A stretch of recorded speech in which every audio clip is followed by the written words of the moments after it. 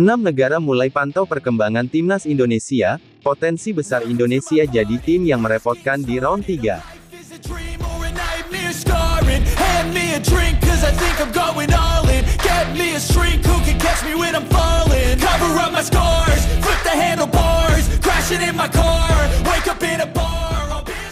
Sejarah baru tercipta, timnas Indonesia pertama kalinya lolos ke putaran 3 kualifikasi Piala Dunia 2026, dan sekaligus memastikan satu tempat di Piala Asia 2027 tanpa jalur kualifikasi. Hasil itu membuat derai tetesan air mata mengalir deras, tidak cuma dari pemain, pelatih, tapi juga ke semua pendukung timnas baik yang datang ke stadion ataupun lewat layar kaca. Kita semua tahu kalau Pak Erick Thohir pernah mengutarakan jika timnas lolos round 3, maka sudah bisa pasti kedalaman skuad timnas Indonesia akan ditambah, dan semua sepakat kalau pulang untuk mendatangkan para pemain grade A kini semakin terbuka lebar. Itulah mengapa kini tim-tim kuat di Asia mulai memantau kekuatan Indonesia, hal yang wajar bila kedalaman skuad Indonesia ini merata, apalagi didominasi oleh pemain yang mayoritas bermain di Eropa. Sudah pasti dari sisi permainan seperti apa yang telah dikatakan pelatih Filipina Tom Saintfiet, jika level Indonesia sudah mendekati Korea maupun Jepang.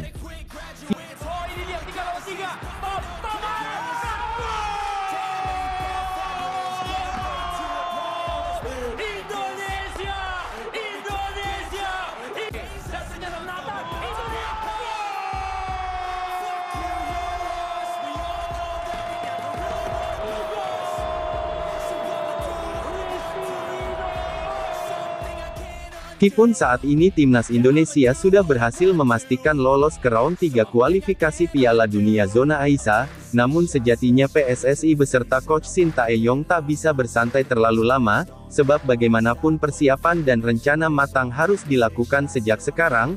Anda Indonesia ingin mendapatkan hasil yang maksimal dan mampu tembus ke Piala Dunia 2026, meskipun akan sangat sulit karena di round 3 nanti lawan yang dihadapi tentu levelnya berbeda dari sebelumnya. Tak ada lagi tim-tim bernama Brunei, Vietnam, Filipina, hingga Malaysia, karena nantinya Indonesia akan jadi satu-satunya wakil Asia Tenggara. Selain itu karena ranking FIFA Indonesia ini yang terendah yakni 133, maka kemungkinan besar untuk satu grup dengan tim-tim kuat penghuni pot 1 dan 2 lebih besar, meskipun di atas kertas Indonesia jadi tim terlemah, karena dari sisi ranking FIFA-nya yang jauh di mana Indonesia menjadi tim dengan ranking FIFA terendah kedua di round 3 ini. Namun bagi tim-tim kuat Asia, Indonesia adalah tim yang sangat-sangat berpotensi menjadi ancaman yang tak terduga, di mana setidaknya ada 6 negara kuat di Asia yang pasti berpikir demikian, karena mereka pun pernah berhadapan dengan sebagianan besar pemain-pemain yang ada sekarang. Diketahui tim-tim seperti Jepang, Korea, Irak, Qatar, dan Australia, masing-masing mulai mencari informasi soal timnas Indonesia, terutama nanti jika tim ini kedatangan para pemain baru dari Eropa, sebab bagaimanapun bila Indonesia tampil full squad maka tim ini nantinya 90% akan didominasi pemain yang berkarir di Eropa,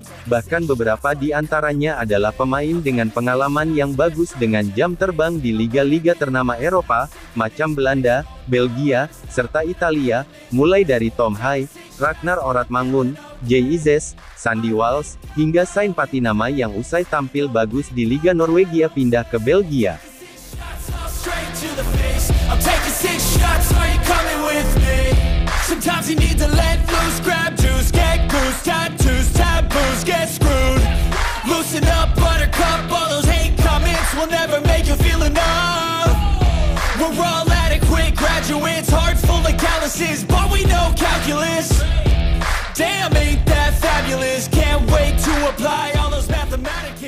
Belum lagi rencana PSSI untuk menambah kedalaman skuad dengan para pemain grade lainnya tentu akan membuat 6 negara yang disebutkan tentu akan sangat mewaspadai kekuatan baru timnas Indonesia. Kita tahu nama-nama yang sudah sering disebutkan seperti Kevin Dick, Miss Gilgel, Ole Romini, Jairo Redward, hingga Martin Paes yang sampai sekarang sedang dikebut prosesnya oleh PSSI. Tak cuma itu saja, jangan lupakan bakat-bakat para pemain diaspora dari timnas U20, yang bukan tidak mungkin akan dijadikan opsi oleh pelatih Shin Tae-yong sebagai tambahan amunisi di skuad utama.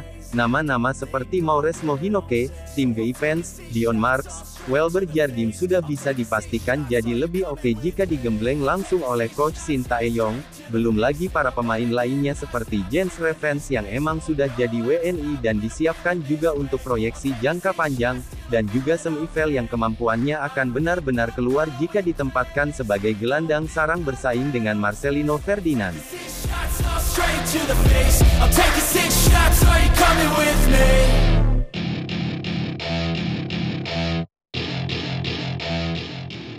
Di satu sisi Coach Shin sendiri berharap kalau semuanya akan berjalan lancar di round 3 nanti, kemudian tidak lupa juga Coach Shin menyampaikan pesan kepada pengelola GBK agar kedepannya lebih memprioritaskan sepak bola ketimbang hal lain, karena jujur saja rumputnya itu siapapun yang melihat pasti geleng-geleng, dan hal itu disinggung langsung oleh Coach Shin setelah usai pertandingan kontra Filipina. 보시다시피 잔디는 그렇게 좋은 상태가 아니었기 때문에 앞으로 축구 경기장에서는 공연보다는 축구를 많이 할 수 있게끔 좋은 관리가 됐으면 좋겠습니다.